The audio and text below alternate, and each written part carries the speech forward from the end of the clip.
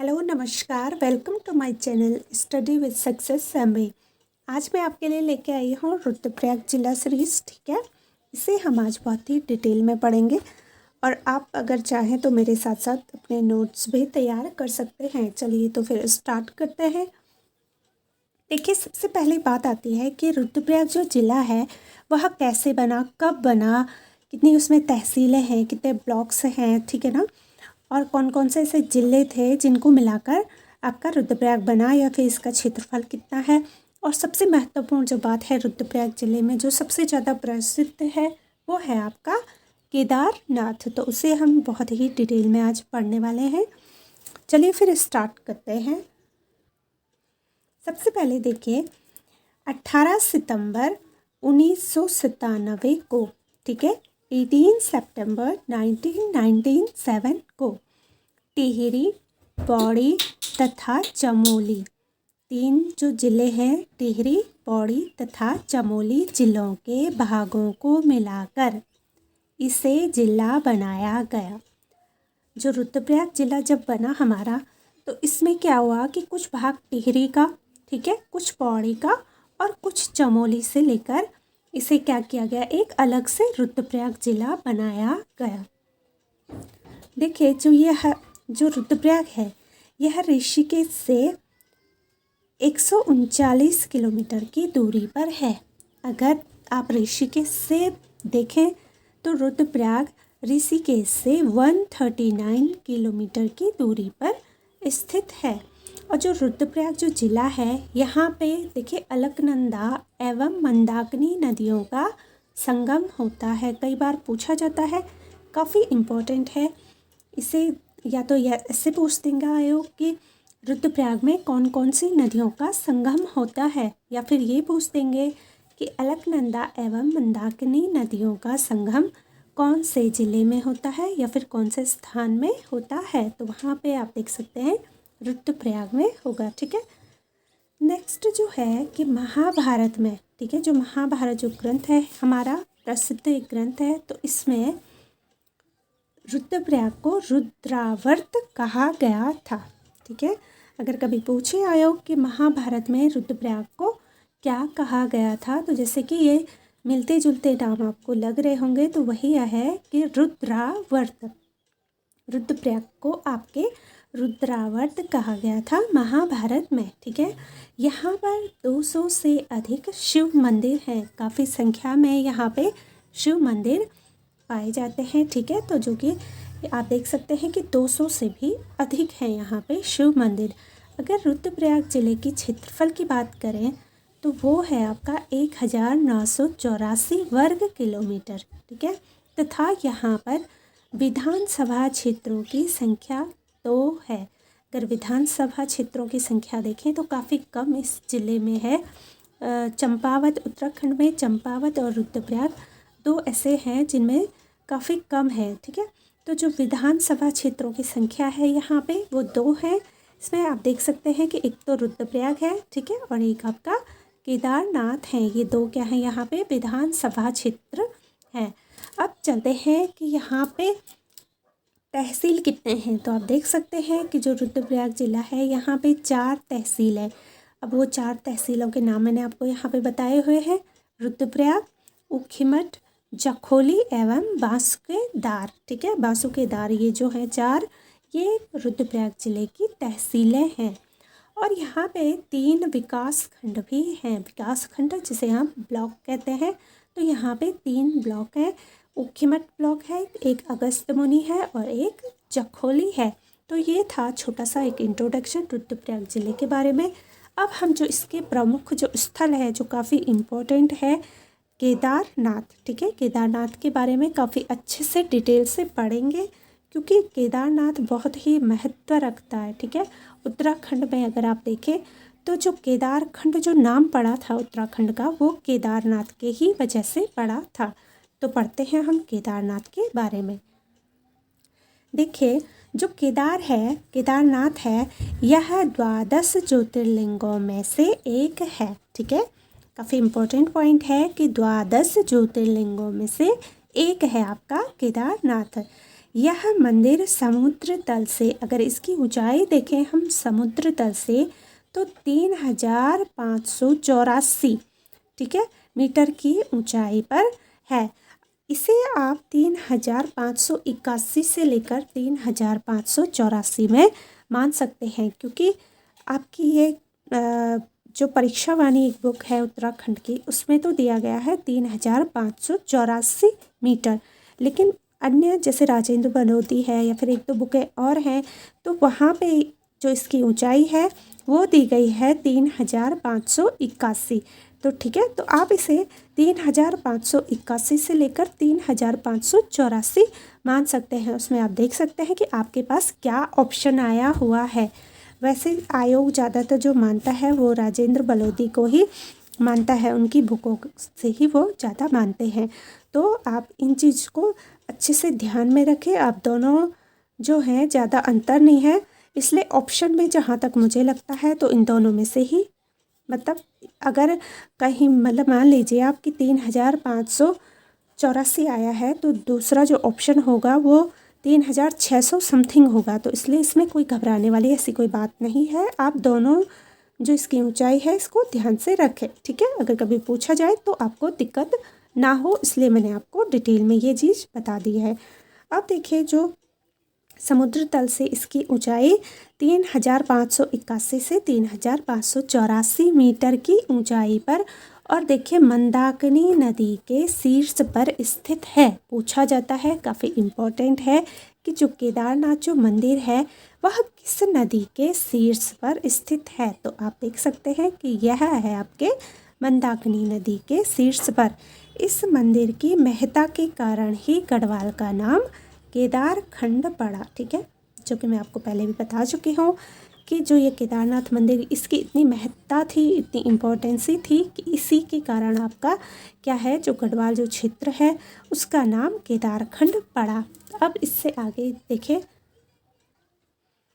यह मंदिर खर्च खंड, भरत खंड और केदारनाथ शिखरों के मध्य स्थित है, ठीक है। अगर आप इसकी स्थिति देखें तो ये जो केदारनाथ मंदिर है यह आपके कर्चखंड, भरतखंड एवं केदारनाथ शिखरों के मध्य, शिखर पर्वतों के मध्य स्थित है। इसके वाम भाग में, ठीक है, इसके अगर वाम भाग में आप देखें तो पुरवंदर पर्वत है, ठीक है। केदारनाथ के अगर आप वाम भाग में देखें तो आपको पुरवंदर पर्वत दिखाई देगा। नेक्स्ट देखिए कि यह मंदिर, जो केदारनाथ का जो मंदिर है, इसका जो निर्माण हुआ था ये कत्यूरी निर्माण शैली का है। अगर ये पूछे कि कौन सी शैली में इसका निर्माण हुआ था, तो जो केदारनाथ मंदिर है इसका निर्माण आपके कत्यूरी निर्माण शैली का है, ठीक है।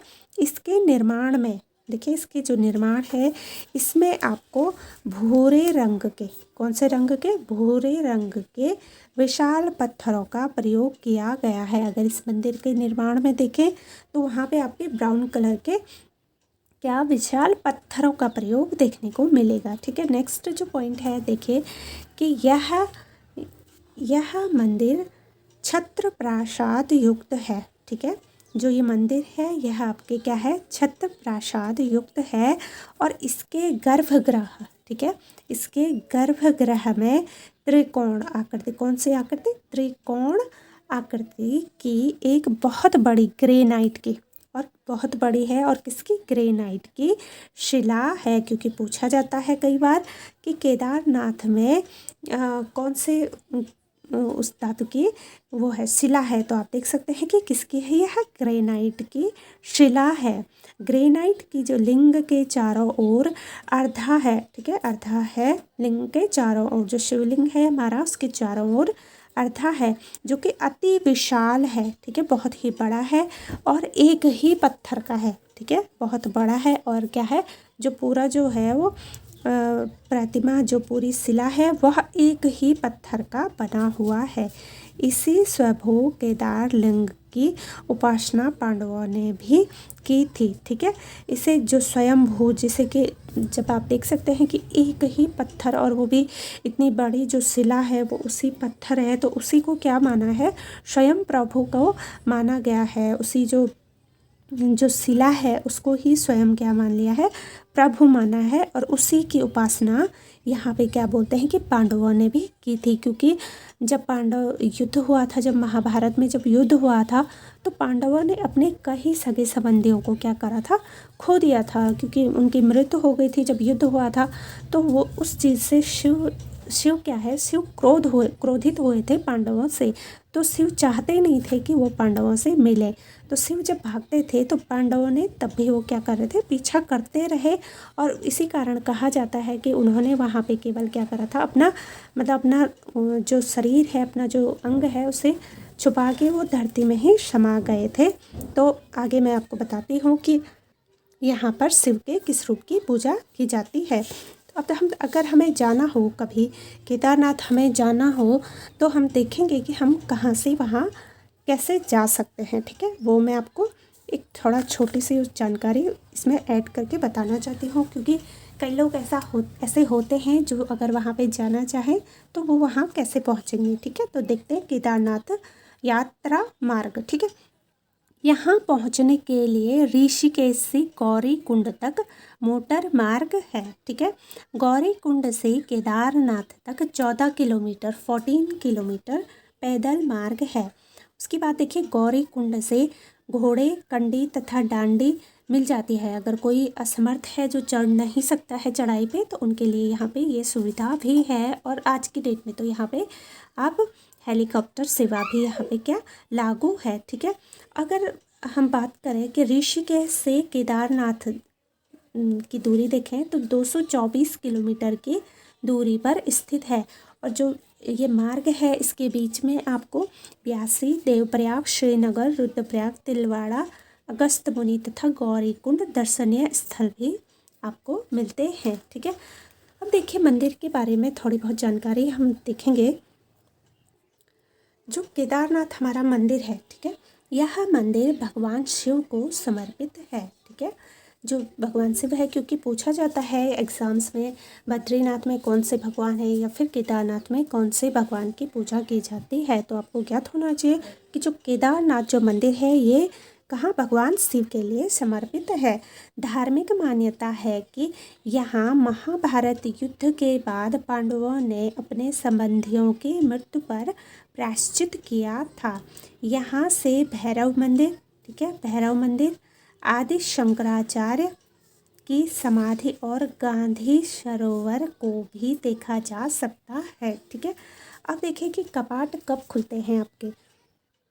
हम देखेंगे कि जो केदारनाथ जो मंदिर है, यहाँ के कपाट कब खुलते हैं। तो कपाट खुलने की जो तिथि होती है वो सदैव महाशिवरात्रि, जब महाशिवरात्रि आती है, ठीक है, मार्च में, लगभग मार्च के करीब ही आती है। तो जो महाशिवरात्रि है तो उसी पर्व के दिन, ठीक है, कपाट खुलने की तिथि सदैव महाशिवरात्रि के पर्व पर भगवान केदारनाथ जी की शीतकालीन पूजा स्थली ऊखीमठ में वैदिक पंचांग पूजन के बाद घोषित की जाती है। ठीक है, तो जब भी शिवरात्रि का जो महापर्व है वो आता है, तो उसके बाद ही जब वैदिक पंचांग पूजन हो जाता है संपन्न, उसके बाद ही आपके क्या होता है, जो केदारनाथ मंदिर है उसके कपाट खुलने की तिथि घोषित की जाती है। क्योंकि पूछा जाता है एग्ज़ाम्स में कि जो केदारनाथ मंदिर है उसकी जो कपाट है उसके खुलने की तिथि कब घोषित की जाती है, तो वहाँ पे आपके ऑप्शन होंगे महाशिवरात्रि, तो आप वहाँ पे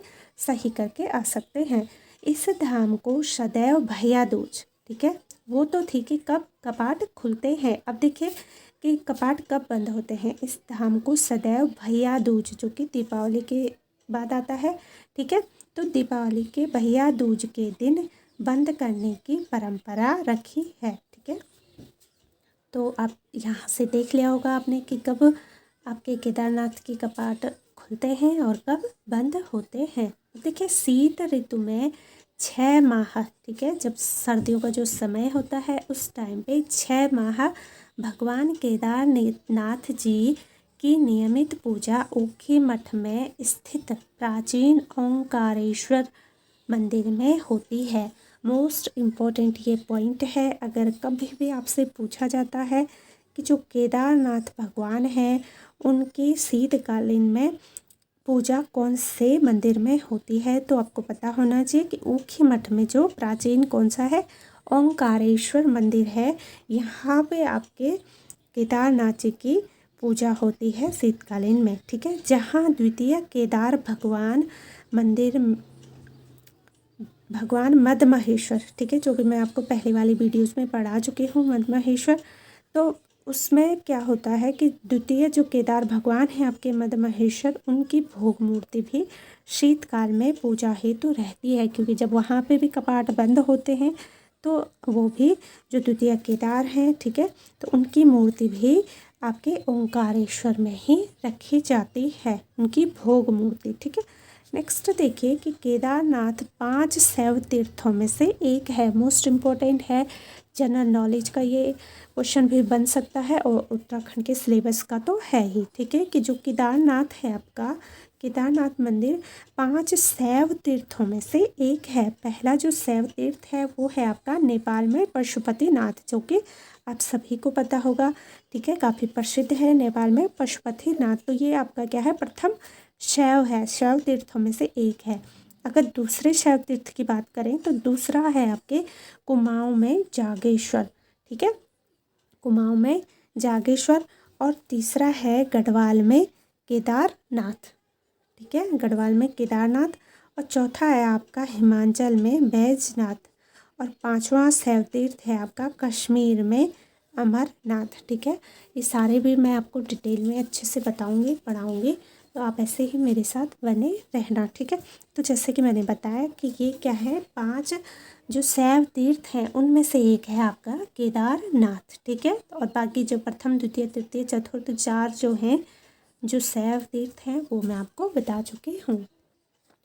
अब देखिए जो ये मंदिर है आपका, ठीक है, केदारनाथ, तो इस मंदिर का जीर्णोद्धार 1160 से लेकर 70 के मध्य गुजरात के राजा कुमारपाल ने करवाया था, ठीक है। और 5 से 6 शताब्दियों के बाद संस्कार रानी, ठीक है, संस्कार रानी अहिल्याबाई होलकर, ठीक है, अहिल्याबाई होलकर ने 1765 से लेकर 1795 में इस मंदिर का तब जीर्णोद्धार भी किया था, ठीक है, जब मूल निर्माण क्षतिग्रस्त हो गया था। जब मूल निर्माण क्षतिग्रस्त हुआ था तो तब इसका जीर्णोद्धार कराया था आपके इसने संस्कार रानी अहिल्याबाई होलकर ने। और वैसे जब 1160 से 70 के मध्य देखें तो इस मंदिर का जो जीर्णोद्धार था वो कराया था गुजरात के राजा कुमारपाल ने, ठीक है। अब देखिए यहाँ पे क्या है कि एक वो भी है, शंकराचार्य की समाधि स्थल भी है। कई बार पूछा जाता है कि उत्तराखंड में किस स्थान पे आपके शंकराचार्य की समाधि स्थली भी है, तो वो आपके यहीं पे है, केदारनाथ में ही है, ठीक है। तो देख सकते हैं आप कि शंकराचार्य की समाधि केदारनाथ मंदिर के पीछे, ठीक है, केदारनाथ मंदिर के पीछे है। भारत में 4 धाम स्थापित करने के बाद आदि गुरु शंकराचार्य ने 32 वर्ष की अवस्था में यहाँ समाधिस्थ हो गए थे। जब जो शंकराचार्य जो गुरु थे, आदि गुरु शंकराचार्य, इन्होंने क्या करा था, चारों धामों की को स्थापित करने के बाद केवल 32 वर्ष की उम्र में, देखिए कितनी एक एज होती है कि जब इंसान अपनी लाइफ को इंजॉय करता है, अपनी लाइफ में वो आगे बढ़ना चाहता है, कई सारी चीज़ें, लेकिन इन्होंने यहाँ पे क्या किया था, 32 ईयर्स में क्या किया था, इन्होंने यहाँ पे समाधिस्थ हो गए थे, इन्होंने यहाँ पे समाधि ले ली थी, ठीक है। और कहाँ पे ली थी, केदारनाथ में, ठीक है। अब यहाँ पे एक महाशिला भी स्थित है, ठीक है, जो केदारनाथ है यहाँ पे महाशिला है। तो केदारनाथ से लगभग 6 किलोमीटर, ठीक है, 6 किलोमीटर दूर ईशान कोण, ठीक है, ईशान कोण में एक महाशिला महापंथ भी है, जिसे स्थानीय भाषा में भैरव झाप, ठीक है, भैरव झाप, स्थानीय भाषा में से भैरव झाप। तो कहीं पे आपको अगर ऐसे ऑप्शन में आ गया कि भैरव झाप कहाँ पर स्थित है, तो आप देख सकते हैं कि केदारनाथ में है, ठीक है, केदारनाथ से थोड़ी ही दूरी, लगभग 6 किलोमीटर की दूरी पर है आपका भैरव झाप या फिर महाशिला, ठीक है। मान्यता है कि इस स्थान पर अनेक यात्री स्वर्गलोक की कामना में प्राण त्याग करते थे। ठीक है, ऐसी मान्यता है कि जब पहले के टाइम पे कई लोग क्या करते थे, इस स्थान पे स्वर्ग लोक की कामना के मरने के बाद वो स्वर्ग में जाएं, इसकी कामना के साथ वो क्या करते थे, यहाँ पे अपनी प्राण को त्याग देते थे। ठीक है, इसके समीप ही क्या है आपका भैरव मूर्ति, रेतस कुंड, भूकुंड, भैरव आदि प्रमुख हैं। ठीक है, अब जो केदारनाथ है, देखिए केदारनाथ के ही आसपास है ये महाशिला और शंकराचार्य की समाधि, तो केदारनाथ मंदिर के ही पीछे है। और जो ये महाशिला है ये आपके केदारनाथ से थोड़ी सी दूरी पर 6 किलोमीटर की दूर पर स्थित है। अब देखिए जो केदारनाथ है यहाँ अनेक कुंड हैं। ठीक है, केदारनाथ में अनेक कुंड हैं, लेकिन इसमें से जो सबसे प्रसिद्ध है शिव कुंड। ठीक है, शिव कुंड यहाँ पे क्या है, मुख्य है केदारनाथ में। एक लाल पानी वाला रुधिर कुंड भी है। शिव कुंड के साथ साथ यहाँ पे क्या है, एक लाल पानी वाला रुधिर कुंड भी है, क्योंकि हो सकता है कि ये प्रश्न पूछा जाए कभी कि लाल पानी वाला रुधिर कुंड कहाँ पे स्थित है, तो आपको ज्ञात होना चाहिए कि वो आपके केदारनाथ में स्थित है। अब देखिए राहुल सांकृत्यायन के अनुसार, ठीक है, इस मंदिर का जो निर्माण काल था कि जब ये बना होगा ये मंदिर, वो था आपका 10 से 12वीं शती में वो बताते हैं। ठीक है, अब देखिए जो पंच केदार हैं आपके, तो उसमें से जो 3 है वो है आपके रुद्रप्रयाग में। ठीक है, एक तो केदारनाथ हो गया, एक तुंगनाथ और एक क्या है मद महेश्वर नाथ। ठीक है, जो जितने भी आपके पंच प्रयाग हैं, तो पंच प्रयागों में से आप देख सकते हैं कि कई बार पूछा जाता है कि पंच प्रयाग में से कितने प्रयाग आपके रुद्रप्रयाग जिले में स्थित हैं, तो आपको ज्ञात होना चाहिए कि पंच प्रयागों में से 3 जो प्रयाग हैं वो हैं आपके रुद्रप्रयाग में। ठीक है, अब हम पढ़ते हैं पंच प्रयागों में से हमने केदारनाथ पढ़ लिया है, अब हम पढ़ेंगे मद महेश्वर नाथ। काफ़ी इम्पोर्टेंट है ये भी, तो इनके बारे में हम थोड़ी सी जानकारी देखते हैं। इस मंदिर को द्वितीय केदार, ठीक है, द्वितीय केदार माना जाता है। यह मंदिर जो मद महेश्वर मंदिर है, यह चौखंबा शिखर पर 3298 मीटर की ऊंचाई पर है। ठीक है, और अगर समुद्र तल से देखें तो समुद्र तल से जो मद महेश्वर नाथ का मंदिर है वह आपके 3417 मीटर की ऊंचाई पर स्थित है। यह मंदिर, ठीक है, जो मद महेश्वर नाथ जी का मंदिर है, यह केदारनाथ मंदिर के समान छत्र शैली का है। जैसे कि मैंने आपको बताया था केदारनाथ में कि वो क्या है, एक छत्र शैली का मंदिर है, तो उसी तरीके से जो मद महेश्वर नाथ जी का मंदिर है यह भी क्या है, छत्र शैली का है, जो बड़े बड़े पत्थरों को तराश कर बनाया गया है। यह मंदिर, अगर इस मंदिर की बात करें जो मद महेश्वर नाथ जी का मंदिर है, तो यह आपके गुप्त काशी से 32 किलोमीटर की दूरी पर स्थित है। ठीक है, इस शिव मंदिर के आसपास वर्षा ऋतु में, जब वर्षा ऋतु होती है तो ये जो मद महेश्वर नाथ जी का मंदिर है, तो यहाँ पे क्या होता है, ब्रह्म कमल खिलते हैं। ठीक है, ब्रह्म कमल खिलते हैं। यहाँ शिव के नाभि की पूजा की जाती है। अगर बात की जाए तो मद महेश्वर नाथ जी का जो मंदिर है, तो यहाँ पे शिव के नाभि की पूजा की जाती है। ठीक है, अब देखिए जो अगला जो पर्यटक स्थल है हमारा रुद्रप्रयाग में, वो है आपका तुंगनाथ। ठीक है, तुंगनाथ काफ़ी इम्पोर्टेंट है, इससे भी आपके प्रश्न अवश्य आते हैं। तो देखिए तुंगनाथ उत्तराखंड में सबसे ऊंचाई पर स्थित देव मंदिर है, क्योंकि पूछा जाता है कि सबसे ऊंचाई पर कौन सा मंदिर स्थित है। तो अगर देखें तो जो तुंगनाथ मंदिर है यह उत्तराखंड में सबसे ऊंचाई पर, ठीक है, सबसे ऊंचाई पर स्थित देव मंदिर है।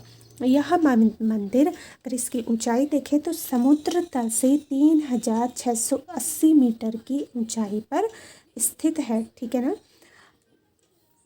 तो ऊखीमठ अगर इसे देखें तो ऊंचाई पर ऊखीमठ और गोपेश्वर का जो मार्ग है, ठीक है, ऊखीमठ से गोपेश्वर मार्ग पर 30 किलोमीटर की दूरी पर चंद्रशिला पर्वत, कौन से पर्वत, चंद्रशिला पर्वत के शिखर पर है। ठीक है, अगर पूछा जाए कि तुंगनाथ का जो मंदिर है वह किस पर्वत श्रृंखला पर स्थित है, तो वहाँ पे आपका आंसर होगा चंद्रशिला पर्वत श्रेणी पर। ठीक है, और सबसे जो बड़ा है उत्तराखंड में सबसे ऊंचाई पर जो मंदिर स्थित है तो वो भी है आपका तुंगनाथ, जिसकी ऊंचाई आप देख सकते हैं समुद्र तल से अगर इसकी ऊंचाई देखें तो 3680 मीटर की ऊंचाई पर, ठीक है, यह स्थित है। शिव के इस मंदिर में गुंबज के संपूर्ण विस्तार में 16 द्वार हैं। जो ये मंदिर है आपका गुंबज, तो इसमें जो संपूर्ण विस्तार है उसमें 16 क्या है, 16 द्वार स्थित हैं। यहाँ पर जो तुंगनाथ है, यहाँ पर आपके आदि गुरु शंकराचार्य की एक 2.5 फुट लंबी मूर्ति है, ठीक है। अब नेक्स्ट पॉइंट देखते हैं कि यहाँ शिव के हाथ की पूजा की जाती है। अगर हम देखें तो अगर पूछे कभी आयोग कि तुंगनाथ में शिव के किस भाग की पूजा की जाती है, तो आप देख सकते हैं कि शिव के हाथ की, ठीक है, शिव के हाथ की पूजा की जाती है आपके तुंगनाथ मंदिर में।